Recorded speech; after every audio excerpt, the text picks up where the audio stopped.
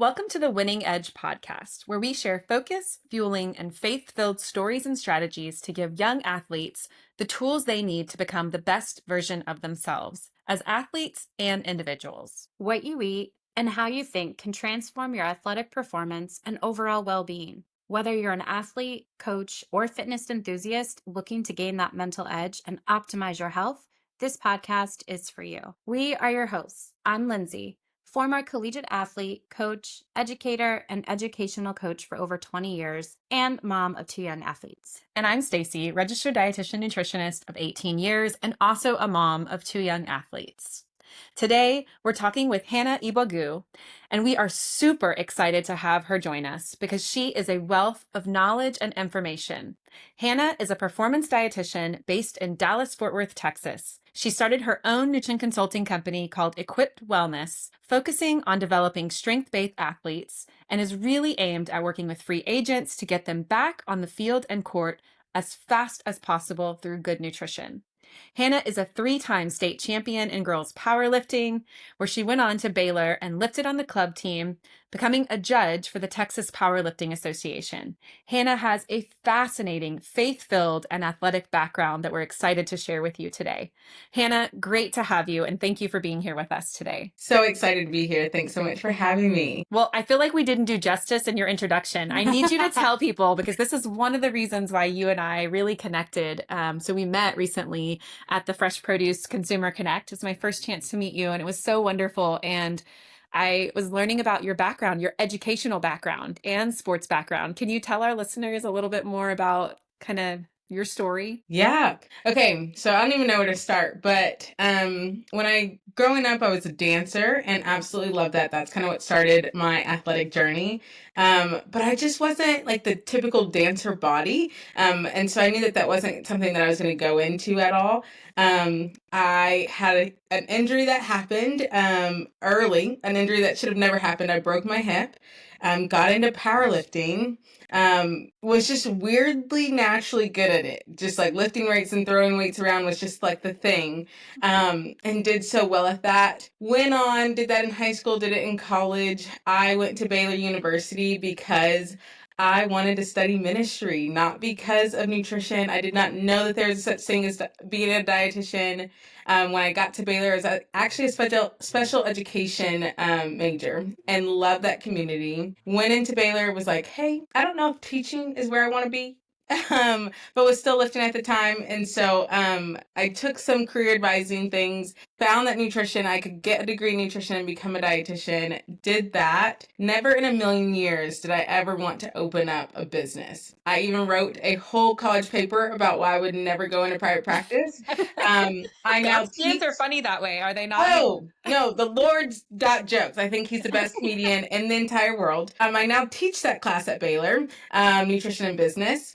And so again, just so many jokes. And so now, within my first year of being a dietitian, I became a business owner, and the Lord is so awesome and so just amazing, and how he just had so many things along my journey that led to where I am now. I think this is one of the things that you and I bonded over, is we laughed about, like, at some point when we get to heaven and we get to talk with the Lord, and like his jokes for our lives were like, they're funny in hindsight, but sometimes they're like almost comically painful as we go. So you and I bonded over that for sure. And then we bonded over, like, I love to throw some weights around, and your powerlifting background. Yes. So I love it. Strong girls are awesome. Mm-hmm. Exactly. That's so cool. Well, thank you for sharing that story. And again, just being on, I know you've worked, I also was really interesting, and you didn't talk about this, but I'd love for you to talk about it, because adaptive sports nutrition, you do that as well. Talk a little bit. I have, a nephew who has special needs. And so I think it's just really interesting that you got into this niche as well, and that you're helping all athletes. Yes. And again, this is where the faith, it's hard for me to talk about my story without talking about Jesus. Again, it's crazy how he just worked. And so again, I was a special education major in the beginning. I thought that's where my calling was, to work with that population. And I thought the only way that I could do that was to be a teacher. Mm-hmm. When I opened up my practice, the actual thing that I started my practice on was working with a special education or a special needs community. I started with autism, and it has flourished, because there's very few dietitians that will work with the special needs community in an outpatient setting. And people with those individuals with special needs have very different backgrounds on how they can move their bodies. And so, Mhm. but we also know that it's a need. There's a lot of research that goes into that. And so I get to partner with like the nurturing side of like me and my practice and the crazy intense side of the practice of being a sports dietitian. I merge those and I work and I do adaptive nutrition to work with just kids with special needs, but also special needs individuals that want to be athletes as well. So it's so fun. Never a dull moment, but it's also just so fun to just bring back life into the dinner table for those families because mealtime can be really, really difficult for that population. I actually have a friend, Hmm. he was essentially starving to death, Exactly. that he would actually eat. And so, it's a different, it's a whole different beast to have to help support Yeah. families in that situation. So I think what you And do that's is, not uncommon. That like hospitalization isn't uncommon, and it's yeah, because there's a lack of outpatient dietitians that will work with that population. yeah, And not to discredit it, but I think part of that is fear of the population. There's still so much that's unknown. Behaviors that can be aggressive. I always tell people it's like Mary Poppins in my sports backpack. You never know if it's a protein shake or a sensory toy that might come out. oh You my never know what you're gonna need, or even noise canceling headphones. It yeah. just Oh, The power of some noise canceling headphones. Oh yes. my goodness. I Yeah. work in a middle school, and we have a large number of students that have Special or adaptive special needs. education, but a Yeah. lot of kids that are on the spectrum with yeah. autism. And so I get that. Yes, we have all the headphones. Well, talk to us about Equipped Wellness a little bit. What's your mission? What's your vision for this company as God kind of put you on this path with this very unique background? Talk a little bit more about that, if you don't mind. Yeah. I kind of want to jump to the beginning. So when I was studying for the RD exam, I was driving down the tollway in Dallas, and the Lord, this was like the one time that I heard the Lord's voice so clearly. And he says, I need you to trust me. You're going to open up a practice. It's going to be called Equipped Wellness. And I was like, yeah, you're funny. That's never going to happen. But I it wrote a was so, paper on this. I'm not doing this. Yeah. yeah. And it was so evident that I actually pulled over because he started to just list off names of people, first and last names of people that would come into my life that would make this happen. And so instead of studying that day at a coffee shop, I started to kind of just brainstorm. And he said, if you trust me, I'm going to equip you to be able to do this. I know it's not something that you want to do, but I need you to walk in obedience and I will equip you. And he was like, so that you can equip my people. And most dietitians, when they start a practice, it's their name. It's like Hannah Eboagu LLC or Nutrition Consulting or whatever it is. But people have a hard time with my last name. They can also make predispositioned opinions and thoughts based off of my name. And Hannah is a very common name, so it just was a double whammy. But the role and the mission of Equipped Wellness is really to just equip people, to equip the Lord's people to walk alongside each other in their health and wellness journey. He made us in community. Like we're supposed to do life in community. Why wouldn't we do our health and wellness journey in community? And so a lot of it comes from like in sports, like there's a team nature of it. But a lot of times that nutrition piece, it's by themselves. There's not a coach rooting you on or anything like that. They're just like, here it is, go do it. And the same thing with the adaptive side. It's like, here, mom and dad, here's a piece of paper, go do it. But I think what's different about Equipped Wellness is we are there to walk alongside our clients and our families so that they can be the best version that the Lord has called them to be. Because we know that our health has so much implications on our overall well-being. And so it's really to just bring light and to bring a unique spin on the nutrition journey and our lives. Lindsay typed this as you were talking, and I love it. And I have to read it out loud, but she's smiling because I said, you're going to love Hannah's story. And as you told it, she wrote down, he doesn't call the qualified, he qualifies the called. And so I think 1000%. it's so great. I think you and I have even talked about this before where you're like, who am I to do this thing? And yeah, he's funny. We're going to laugh about it at some point. But being obedient is this, and it's the same thing. And I know you and I talked about this for SPAN, is this has been on my heart for several years, and I've been very reluctant of like, no, I have a great job. I love what I do every day, and I get to work with Yeah. great people, and I get to lead other dietitians and call them up and support them. And he's just continued to put this thing on my heart. And as I've been obedient, it's been so crazy to watch the doors open of the Yeah. people he's connected me with, Hmm. that our hope is exactly what you're really speaking about in this space of connecting folks, truly sharing the value of this strong foundation in faith and taking care of our bodies and Yeah. our overall health. And so I love this. I love the vision of equipped wellness. I love what you do every day. It's so awesome. So talk about powerlifting, because I feel like recently in a podcast, we talked a lot with Jenna from Victorium Nutrition about endurance nutrition, which is so very different than I love strength Jenna. training. Yes. And so talk about strength training, talk about nutrition for powerlifters. Like, it's very different.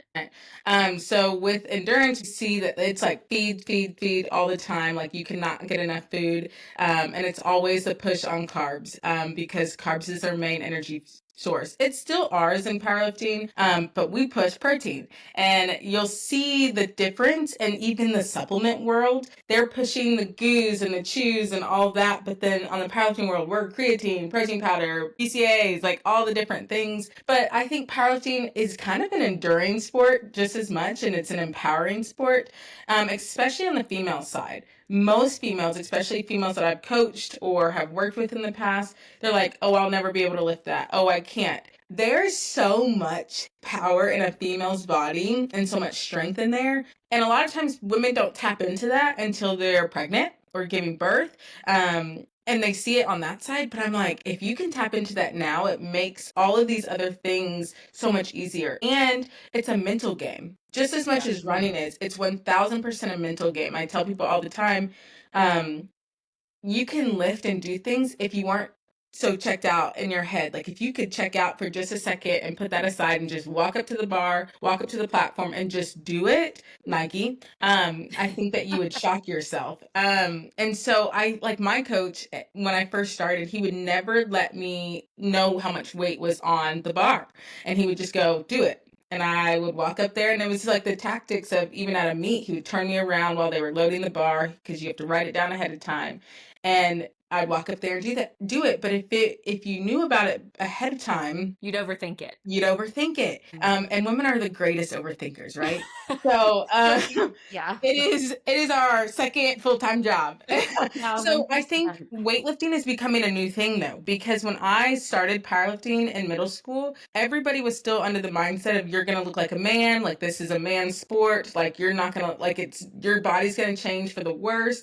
Now it's becoming the thing that everybody wants to do. Even our endurance trained athletes are still seeing the emphasis of weight training. It's not about being bulky anymore. It really is about the mental capacity and the longevity of what strength training does for you. And I think that the doctors, PT, healthcare practitioners, but even mental health therapists and counselors are pushing the need for resistance training, because it does so much more than just be like, oh, I'm just strong. There's so much more to it. And it's a full body workout that also lasts for so much longer. And it's a sport that you can do at every single age. That's the difference too, is you go to a powerlifting meet and you'll see people in their 70s and 80s doing it. And I think that that's also just crazy empowering. We did a podcast recently on body image, and we showed 3 different female athletes and how different their bodies look. And I think one of the things I love is that we finally are moving away from this like thin is healthy mentality to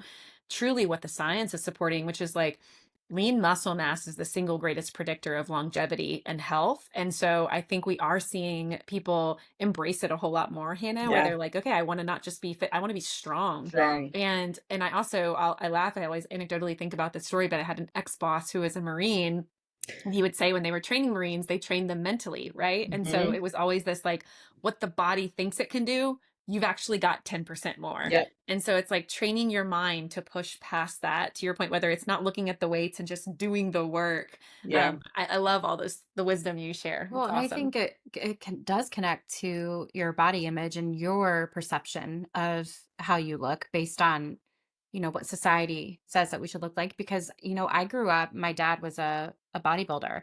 And so when I was younger as a basketball player, he had me in the gym all the time. And I lived doing these heavy lifting with him. Look, I wish I could have those legs back because they were flawless. I was so strong, but I remember guys being like, I couldn't date you because you're stronger than me. And that like got in my head too. Like that was a thing. But Yeah. now when I look back at pictures, I'm like, dang, I was really fit. I was so strong. I wish I would have You would have loved that appreciated it then. more. Yeah. Hannah has this 1000%. story when we met about what my dad used to call my Heisman Trophy thighs. Like no teenage girl wants to hear that they have Heisman Trophy thighs. That's like Yeah. not a beautiful, but Right? it's funny because now you're like, okay, I'm much more appreciative, to your point, Hannah, of what the body Yes. can do. Yes. And I think, well, and one of the things that powerlifters we've always said is powerlifting is the one sport that you'll see every single size be in the sport and do well. Mhm. And it's appreciated and it's supported and it's cheered on and it's empowered. You have people that are in the 95 and below class, and then you have, which we've changed the name, but the super heavy plus used to be even like our 225s to 300 plus. And everybody was doing the same sport in the same room. It wasn't like divided or anything like that. They were on the same team, rooting for each other. I think that changes a huge narrative, especially because you have girls and guys in the same area and they're doing the same thing. And so it's a really cool sport that doesn't get talked about a ton. Well, so talking about nutrition, because this is really your expertise, like what are some of the most important nutrition principles for powerlifting performance? Like talk about that a little bit. So one thing that people don't realize is powerlifting is a weight class based sport. And so a lot of people put emphasis on wrestling and things like that. But with powerlifting, we see the same things as people are trying to cut weight. And so it can lead to body dysmorphia or even disordered eating habits. You see people cutting weight through drinking Epsom salt, spitting. I don't know if you've ever heard about spitting. You take a water bottle, one water bottle, a normal sized water bottle. If you spit in it all day long, that's 1 pound of water weight that's gone. So people wrap it in duct tape because it's disgusting. And they just spit in it all day. You just chew gum and you're spitting. People And then they're are hydrating like right before the meet. So they're correct. trying to hit a weight. Oh my Mhm. goodness. Yeah. That's You crazy. see people do the sauna suits. You see people do the water fast, which is like you take a gallon of water and you only eat water-based fruits and veggies, and that's it for like 4 days before a meet. So on the side of like me as a dietitian, when I love this population, what I try to do is we do longevity weight class type things, and there is always going to be changes in weight class.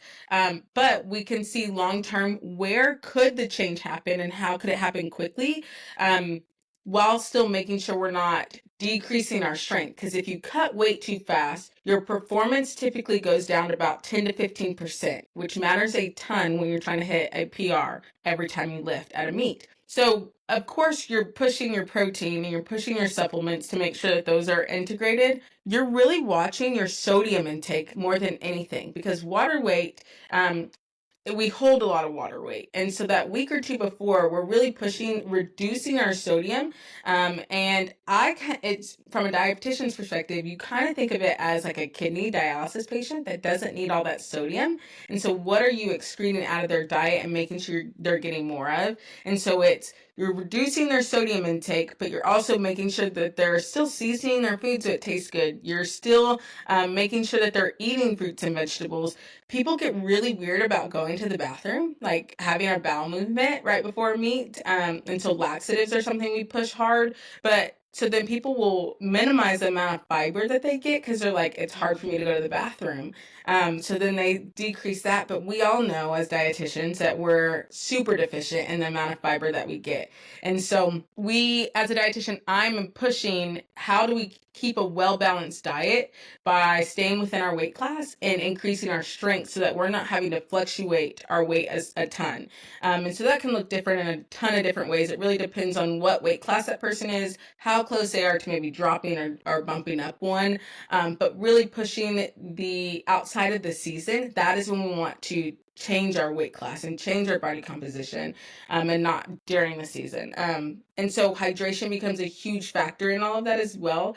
That rehydrating part right after you weigh in. Sometimes a weigh-in is only 2 hours before you actually have to go lift. And so making sure that they are doing sports performance beverages, making sure that there is a ton of carbohydrates, making sure that there's a ton of protein in those 2 hours, but without making their GI upset. The other thing is because we see a lot of times that people will push nutrition too heavily and they'll throw up or go to the bathroom on themselves at a meet, which automatically disqualifies you.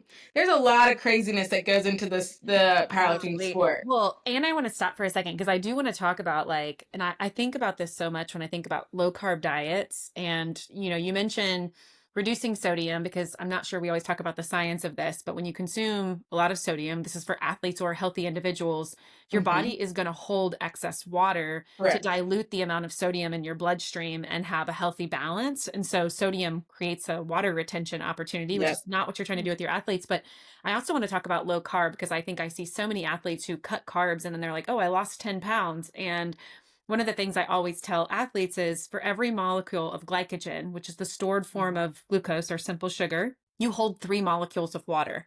So when you stop eating carbs and you stop having really good glycogen reserves, yes, you're going to lose water weight.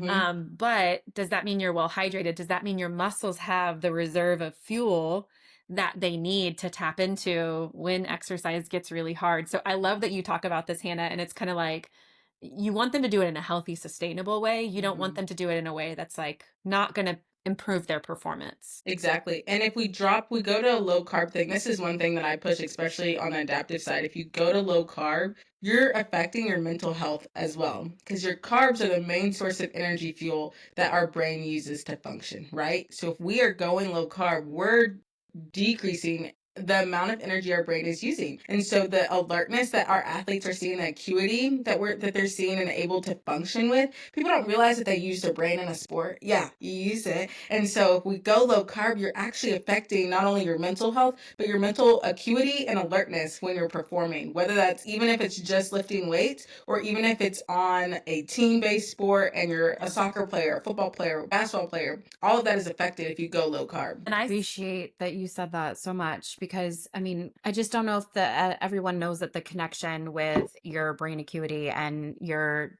mental focus, like your mental game is not going to be there if you're not getting enough carbs for your body as an athlete. Well, and you see it. So like one of the things I always will call attention to is like with low carb baseball players, you hit the ball, it takes a minute then for your brain to register, like, I just made contact, I need to start to sprint. And again, like that mental acuity is super important. It's a reaction time for your brain, because your brain is a muscle, just like anything else in your body. So I love that you talk about that, Hannah. That's awesome. Let's talk about protein. This is a hot topic. I feel like protein is the thing right now. And you know me, you know my background, spend a little bit of time doing protein research, working with some great protein researchers. I'm a fan of protein, but I think it's like very much the trend right now. So talk a little bit about the do's and don'ts of protein and what you advise your athletes around. I'm here for protein. We're all here for protein as dietitians. What I'm not here for is like, now we have protein popcorn, protein water, protein oil, protein. And I'm like, homies, where is this coming from? And then protein just be in the real high quality proteins and not in everything. Yeah. Oh, and then like it's becoming, and this is what frustrates me about nutrition, is that people like, yes, we're dietitians, we're nutrition experts, but the lay public is not necessarily a nutrition expert. So what they see in the media, they take out to their grocery stores. And so what I'm starting to see in the market is that chicken is marketed as high protein. And I'm like, yeah, because it's chicken, it's a meat. But they're marketing like it didn't have protein at all before. And so now people are exacerbating some of these brands that are pushing high protein chicken. And I'm like, yeah, well, all chicken is high protein, like, you know, and so all animal sources of protein are good, high quality protein. Yes. And so of course I'm so here for protein. I think it's necessary. I'm glad that we're finally on that train and that we're not diminishing the benefits that protein gives us. But what I don't like to see is how we have pushed it in every aspect of nutrition. It's okay that we eat everything else. And this is again where we've confused the lay public of saying like you need to be on a high protein diet, and how that got related to like the carnivore diet, and how that got related to then the keto diet. And so it's just people renaming things, and that's what is so frustrating to the public, and that's why they get so confused, and that's why they're like, forget it, I'm just not going to do it at all, I'm going to go my own way. And that's where we as dietitians get bad rap, because they connect us with those things. And so I think the protein's dues is that yes, you need to do high protein. Yes, that doesn't mean that we need to just be downing a steak and eggs for every meal though. That means that we still need variety because different types of protein gives us different types of things and it has different benefits. That also doesn't mean that we need to just go onto the market and get every single protein supplement known to man and start dry scooping it Or be all the eating time. protein popcorn, because that's how we're going to get our protein. Because I can tell you the quality of protein popcorn versus a steak or a piece of chicken or an egg or a piece of salmon is very different. Yeah. Exactly. And so, granted, I'm thankful that we found ways that people could get protein in different capacities, like through like protein waffles, like sure, but sometimes I'm like, let a waffle be a waffle. Like you needed the carbohydrates anyway. Let popcorn be a popcorn. It has good fiber and it's a great snack. Like, what I don't like though is the emphasis on the high protein means it has equated to we don't need fiber and we don't need fruits and vegetables and we don't need other things. We still need other things. You still need variety. I tell my clients all the time, if I hear you eat chicken, rice, and veggies every day, you're gonna make me mad. Because and changing the sauce to those chicken, rice, and veggies doesn't change the meal. It's the same thing. And so you need different variety in all those things. And so I think that we do there's so many benefits, especially as we're increasing people doing resistance training things. I just wish that we could stay away from, and I'm telling my public and my clients, like, hey, get your protein through this good list of like your dairy, your eggs, your nuts, your all like chicken There's and so your many great animal. sources. Yeah. Yes, rather than like finding any random supplement because protein is the most expensive thing on the market. We're all talking about groceries going up. But protein is one because it's your meats, it's going to be the most expensive thing on your grocery bill. But then it's your supplements that everybody is just engaging in. So when we talk about like the storing aspect of protein and your amino acids, you're not storing it the way that you store carbohydrates and fat. So then it now becomes a really expensive way to pee out things, you Yeah, know? it's a really expensive plan for your kidneys to have to filter it. And so I think Exactly. we talk about this a lot with athletes of like, what is a high quality protein? Well, high quality protein is going to have all of your amino acid building blocks that you need to build a muscle. Non-high quality proteins are going to have pieces of those. So you have to parse different less high quality together to actually then build muscle. So it's important you get a complete high quality protein. But then with supplements, like you make a good call out, and we talked about this in a prior episode with another dietitian, is these are not regulated. And so, yeah, you might be getting whey protein. You might not be getting whey protein. You might Mm-hmm. be getting a whole lot of fillers in that protein powder that your Yep. kidneys are also having to excrete. And so, again, it's just being very careful because food is regulated in a very specific way. And a lot of these supplements are not regulated. And so it's only up to the person who's trying to sell you something Yep. to tell you what's in that product and to validate it, which that's scary. Yeah. And we really are influenced people. Like we are easily influenced individuals. And so you have to have a good head on your shoulders. And I don't want, like, I'm really big on our farmers in America. Like I really love and support them. And I think the way that we've pushed this movement, it has diminished and degraded like what they're doing, but they really are doing really good with what they can do and how they regulate. People don't realize like if there's something wrong with one area of like their chickens or their beef or something, that clears their entire stock. The FDA and the USDA is on their back to make sure like the wherever that animal is coming from is clean and it's good for the public. So Well, and you said something near and dear to my heart. I grew up on a small farm. We raised everything from cows to cabbage. And I think people take for granted often that 2% of US Americans farm food for the rest of the 98% of us. And so most of us are so disconnected. We have a lot of opinions on agriculture, what it should and shouldn't be. But if we actually had to do that work every day, we might have very different opinions. And our US farmers and ranchers work very hard. Very hard. To provide us with a safe and sustainable food supply. And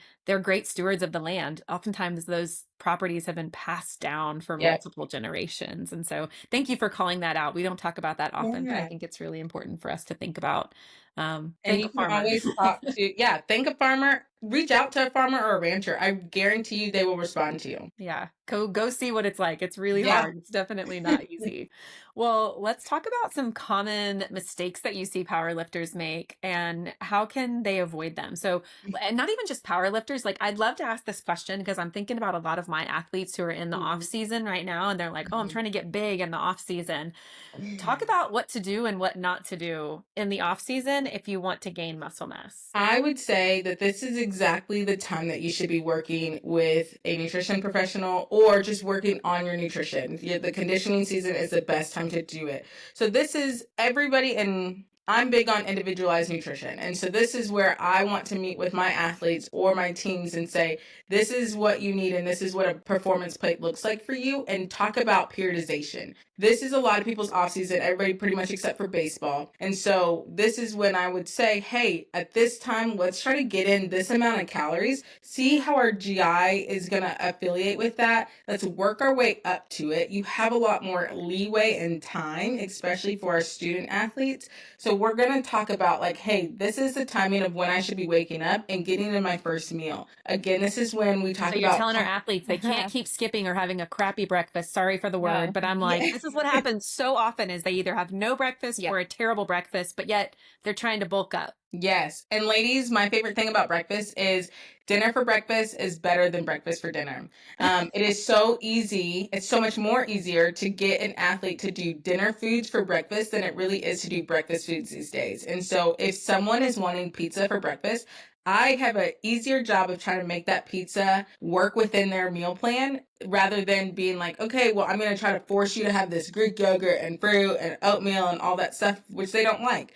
So, yes, I'm always pushing breakfast. I'm talking about meal timing. I also talk about training your gut like you would your performance. Your gut is a muscle. Train it as such. So if we're working our way up, that's another thing that I like to talk about as a do is to not overdo it and make it to where it's unsustainable after that first week. People are like, I need 5,000 calories and X amount of grams of protein. And they try to do that the first couple of days and they feel uncomfortable. I mean, I would too if I was skipping 2 meals a day and Then you living went off to of eating energy as many drinks. calories as you needed. Yeah. Exactly. So this is when we really talk about periodization. And all periodization is meal timing and how much at each meal time. And so this is when we talk about how to individualize that and work our way up and train our gut to do that. What we don't want to do is overdo our gut in a way that is uncomfortable and is offsetting. What we also don't want to do is sleep through meal times. Summertime, that's a big thing that we typically push. With my college athletes or my older guys is really pushing like the alcohol consumption. People don't realize the detriment that alcohol can have on your nutrition and your performance. There's multiple studies that have showed that like just 1 or 2 average drinks a day of liquor and beer can decrease your overall performance by 15%. For something that you're going to do within a day or two. It typically takes about 5 days to get alcohol out of your system. And we see a huge increase in alcohol consumption during the summer. And so it's something that it's a taboo topic, but it's something that people are doing. And so it's hard to not talk about something that we need them to. Yeah, that's a great call out because you coach a lot of athlete and a lot of off-season pro athletes too. And I'm sure it's like, oh, it's their downtime. And you're like, no, if you're really serious about this, it's training. It is fueling your body, training your gut the same way you're training your muscles. And so I love that. So talk a little bit about recommendations for pre-workout meals and like post-workout recovery. My favorite pre-workout meals are always going to be that. So again, it's that timing of that 30 minutes to 60 minutes before a workout. And so that's when we're going to go high carbohydrates. We want to maximize our carb stores and our glycogen stores and make sure that those are topped off. And so for me, especially in the summer, it's a cold go-go squeeze. You have no idea how much a cold go-go squeeze is going to go far. It's perfect. When you see a grown man like drinking a go-go squeeze out of a kid's pouch, best thing ever. It's great.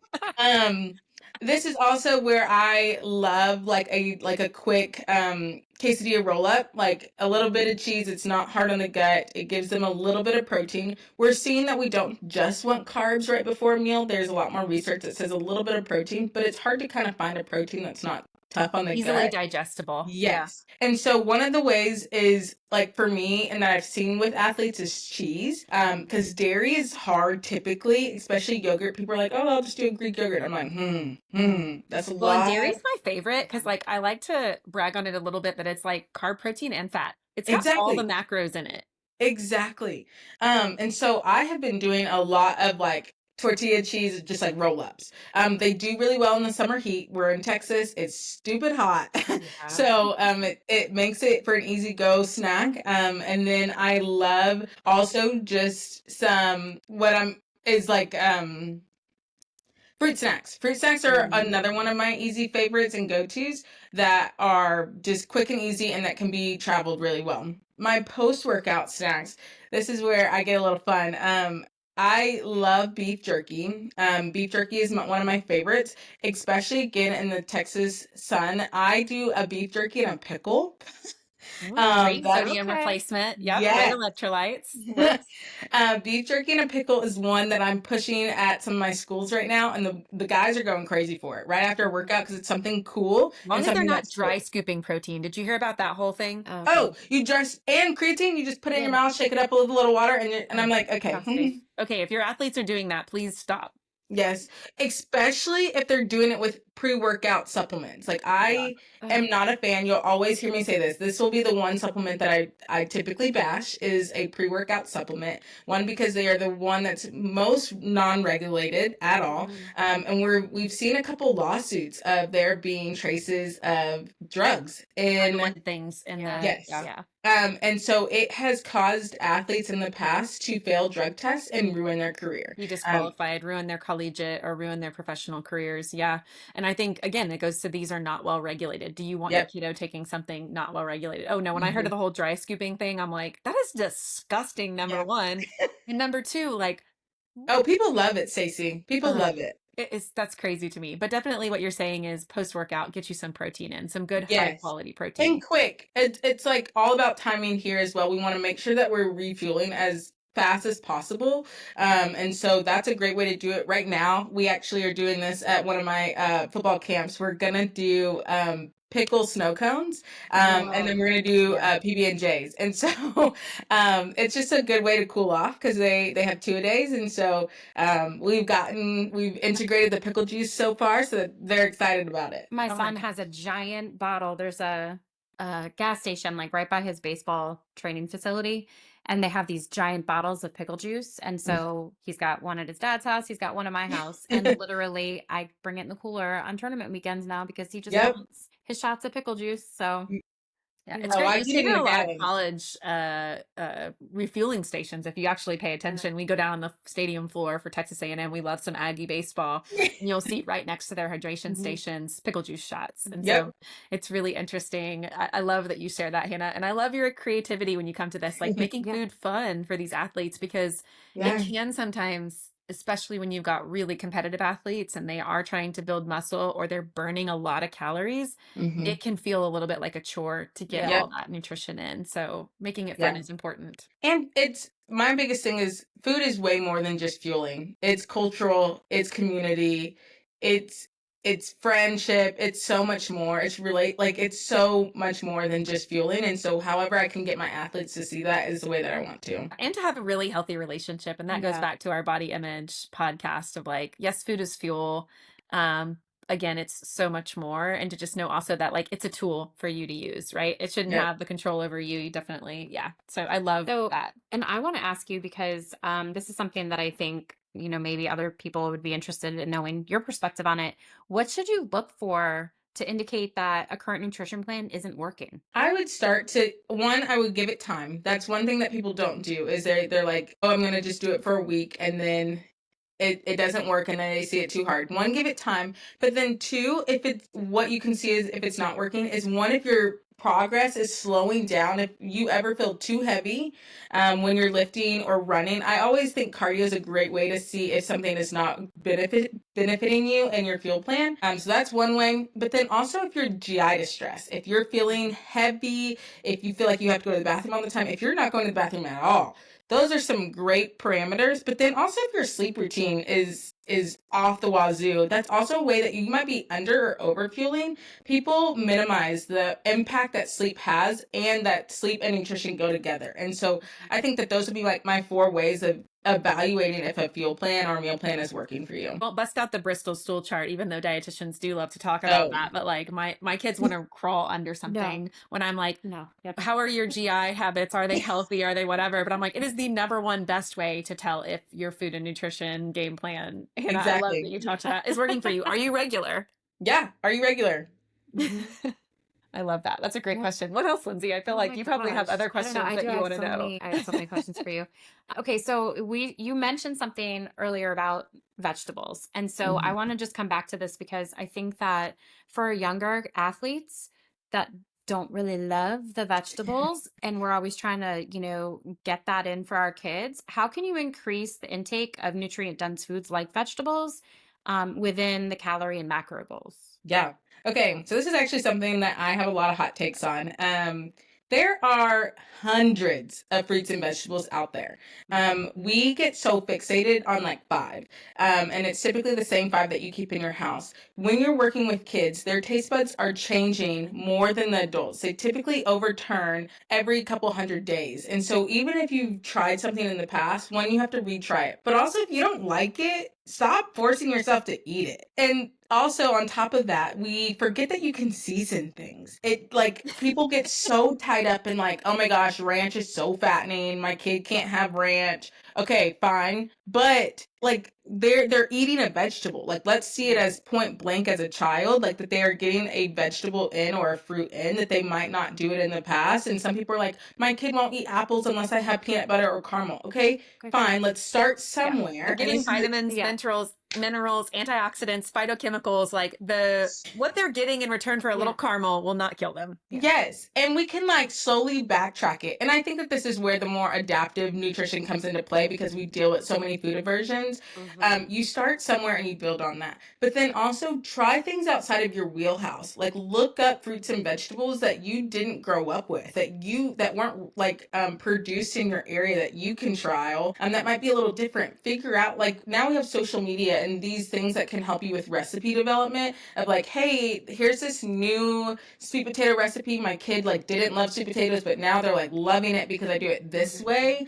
And so there's so many different aspects into trying them. And we also call it in the adaptive world, we call it the food bridge. If they're starting with something, we can wean them off of like the caramel and get it to peanut butter and then get them to just do an apple like without it. But I also think the community aspect, and this is where again food is not just about fueling. When especially a kid sees another kid enjoy something, it's always like that thing when you went to a friend's house and like your mom's made the same type of mac and cheese, but like their mac and cheese at that friend's house was just so much better. You are preaching to the choir right now because listen, my kid loves turkey. Right? Deli meat turkey. That's it. He doesn't want anything on it. Doesn't want cheese, whatever.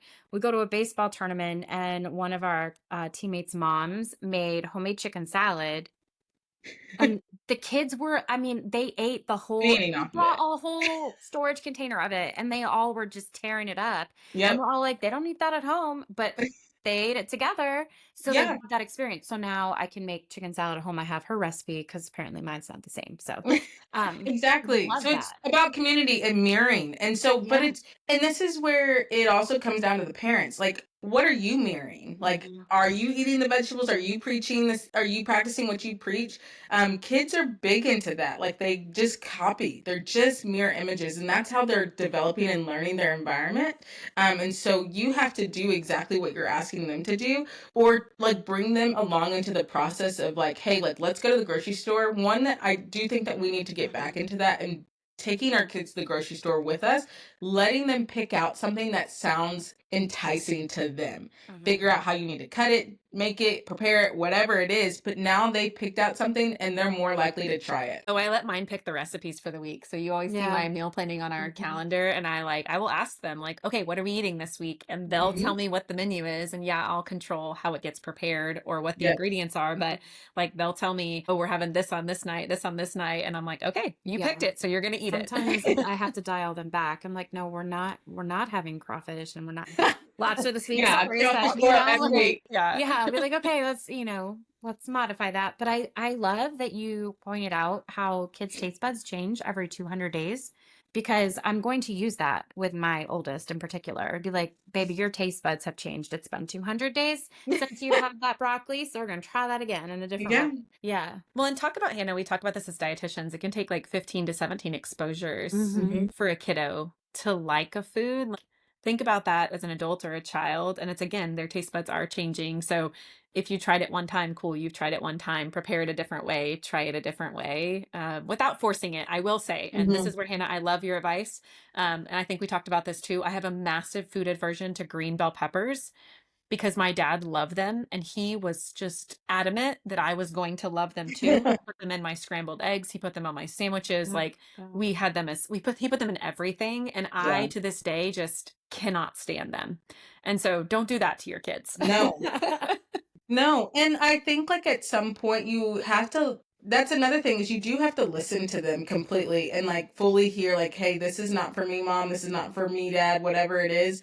And give them the space to do that. We're kind of past the like, you sit at this table, you finish all your food until like you don't get to leave this table until you've done it. And they're like, kids will fall asleep at the table. We're past that. And the same thing kind of goes. I'm not saying that you have to give them all of the freedom in the world. You can definitely encourage things, but there is a boundary there. And so making sure that as a parent, you allow for there to be that boundary and then to hold to it. I feel like we could talk to you forever, but this has been so wonderful. Thank you so much for just coming on with us and sharing. This has been amazing.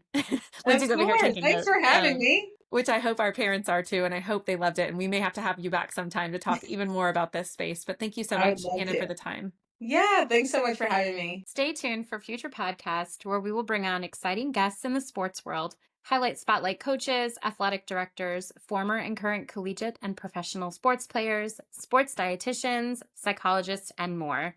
What you eat and how you think can transform your athletic performance and overall well-being.